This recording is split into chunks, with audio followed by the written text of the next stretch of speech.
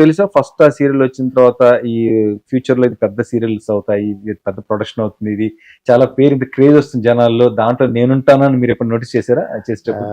అంటే ఎలా ఉండిందంటే బ్రో, ఇప్పుడు వచ్చినంత సేపు మాకన్నా చుట్టుపక్కల ఉన్న కొంతమంది అప్పటికే అంటే ఉమ్, ఆర్టిస్ట్ పరిచయాలు కానీ కొంతమంది ఉంటారు. మొగల్ రేకుల అవకాశం రాగానే ఉమ్, ఎంత అదృష్టం రా నీకు, పూర్వజన్మలో ఏ అదృష్టం చేసుకున్నాడు అంటే, ఉమ్, అంటే Manjula Naidu garu has always been a brand అప్పటికి ఇప్పటికి. ఉమ్, వాళ్ళ ప్రొడక్షన్ లో చేయడం చాలా గొప్ప. కాకపోతే మొగల్ రేకుల అవకాశం వచ్చినంత సేపు సెకండ్ జనరేషన్ చాలా మంది చెప్పారు మీరు పూర్వజన్మలో ఏం అదృష్టం చేసుకున్నారంటే, అంటే అవన్నీ కొంచెం నాకు అర్థం కాలేదు అదృష్టం ఏంటి. అంటే సింప్లెస్ట్ చిన్న ఎగ్జాంపుల్ చెప్తా ఉదయ్.